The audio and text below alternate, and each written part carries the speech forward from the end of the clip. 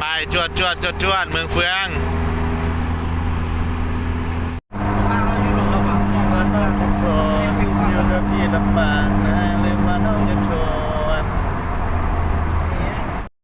เอาตอนนี้เขาก็มาฮอดเมืองเฟืองเป็นที่เรียบร้อยแล้วมาแวะกินข้าวบ้านเจ้าภาพอยู่ต้มไก่กินข้าวแล้วออกเมืองมาสั่นโมแมนหน้าทีมงานหน้าตาทีมงานเป็นยังไงโสดเบิดได้เนี่ยพวกเนี้ยเมียบ่ได้เอามาสั่นโสดเบิด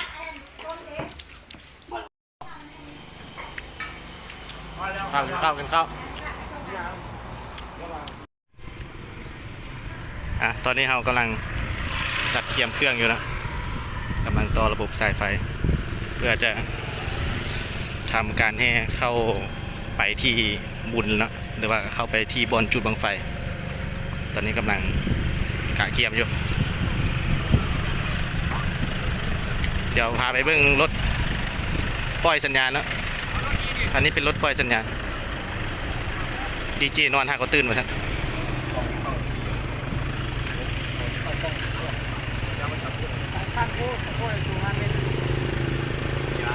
เดี๋ยวเข้าไปงานแล้วจะถ่ายให้เบิ่งอีกตอนนี้แดดร้อนนะเข้ามาฮอดงานแล้วทุกคนแดดร้อนมาป้าดูงานตอนนี้กำลังปวดหัวนะมองจอดรถอยู่คันได้จอด3-4 คันแต่ว่ามันยังพอพื้นที่พอเปิดไฟโชว์แดดโคตรร้อนเลยพี่น้องเอ้ย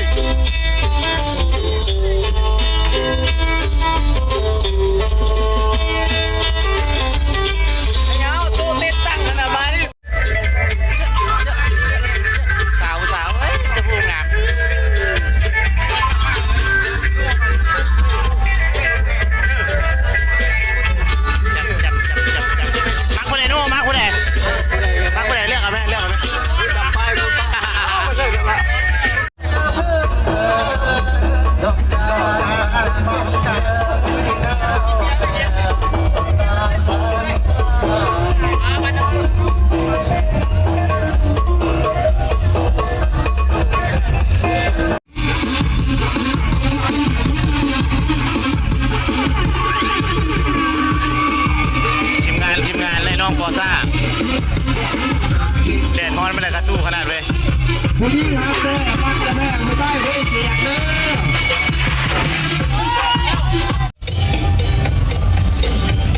อเดี๋ยวพารอบเบิ้งในงานทุกคนงานโคตรใหญ่เลยปานเดินทันหลวงเจ้า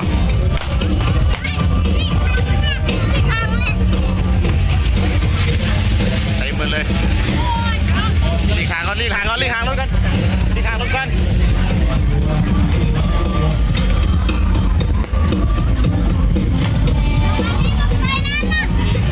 พารอดในงานสไนเปอร์ก็มีด้วย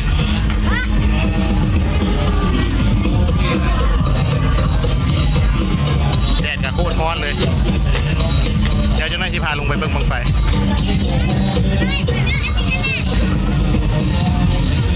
ท่านิกก็มาเด้อท่านิกนะท่านิกพ่อพามาเล่น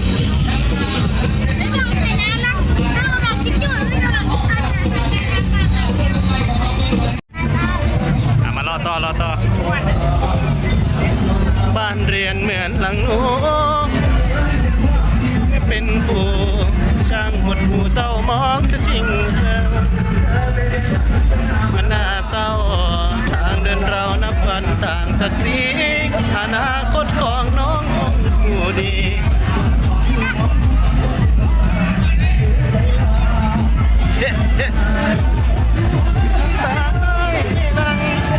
ทางลูกมันจะเป็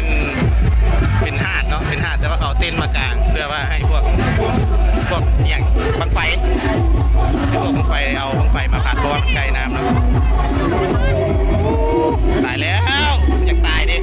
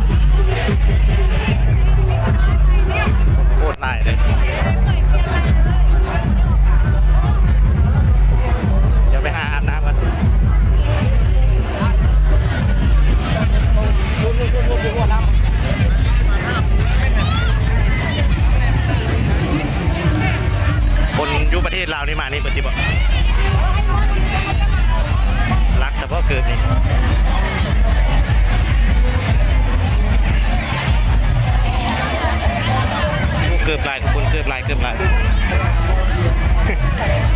แสดงพฤติกรรมพอดีออกมาแล้วเดี๋ยวไปรินน้ำก่อนยันโทรศัพท์ถึกน้ำเดี๋ยวเจ้านายมาถ่ายต่อเอาหลังจากที่รินน้ำแล้วก็ชีหาย่างรอต่อแบบนี้คนโคตรไล่เลยเซ็ตกล้องก่อนหน้ากล้องเปลือก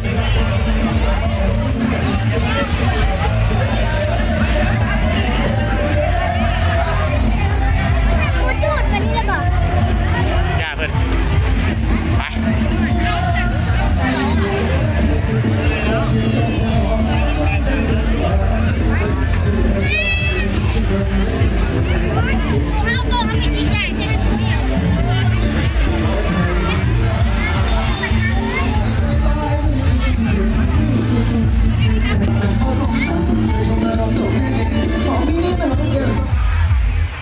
ประมาณนี้เนาะอันนี้เป็นวงใหญ่นุ่มยังบ่นุ่มบอลย่อสินสิวะมาพี่เลยนี่ลั่นมาพี่เลย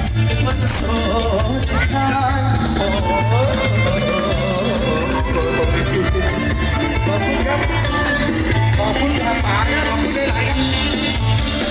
เสียดายเด้อ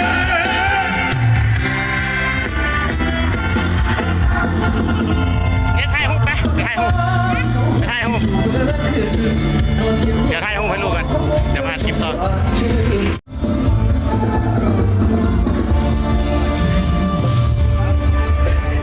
ปัสสาวะพัดข้าวบัววัดเด้ออาทิตย์เดินทางมาจากทางบ้าน ประมาณนี้งานนะโคตรใหญ่เลย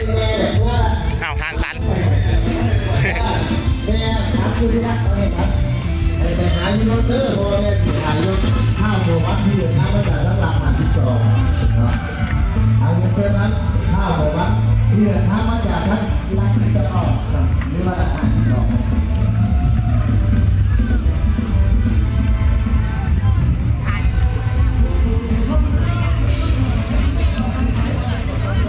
ทีมงานแล้วมันยูแจนี่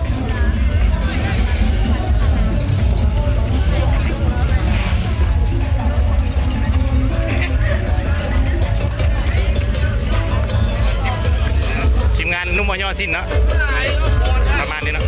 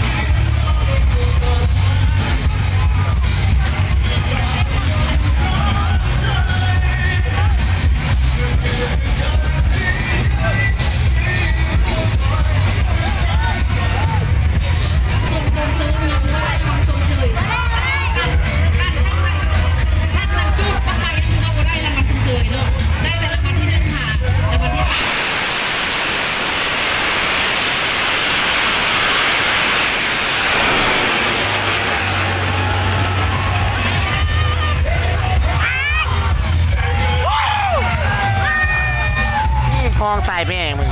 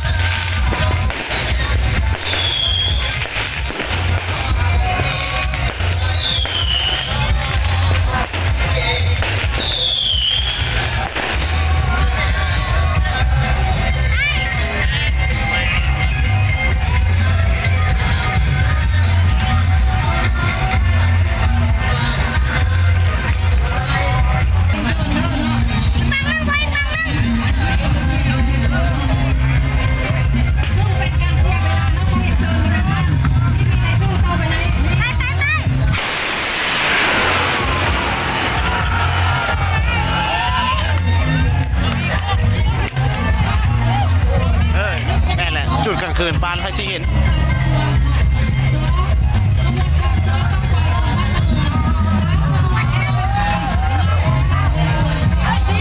อันนี้มองชั่วโมงนึง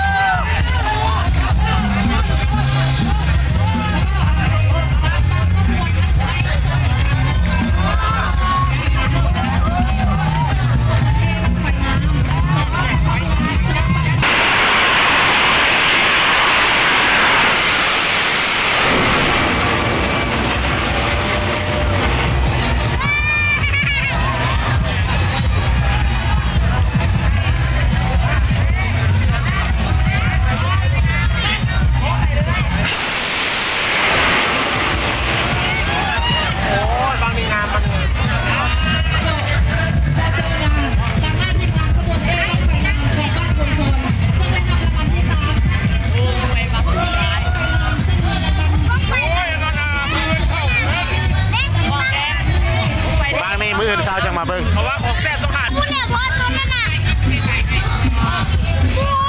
มันไกลไปบูซามันยาวเด้ไปไกลเหรอวะต้องไปบูซามันยาวเด้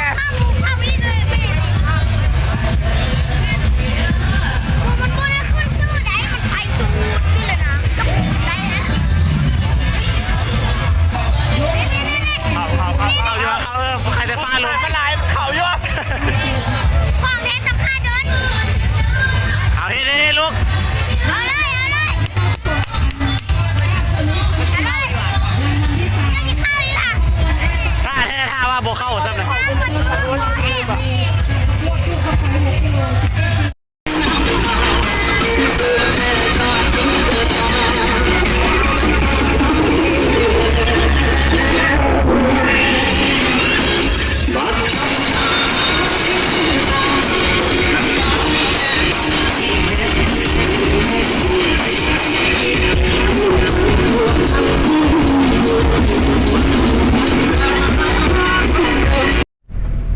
กลับบ้านกลับบ้านกลับบ้าน พวกนี้มันดุแน่นอนละ เอาใส่ระบุยังอยู่เมืองเฟืองพี่เด้อพี่น้องเลย ส้มห่อ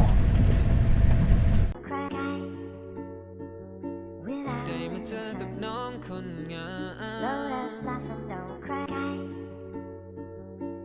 มอีนางเอ๋ยผู้สาวติดที่ไอ้มันผู้ให้ But I'm making you mine I can see that you high Oh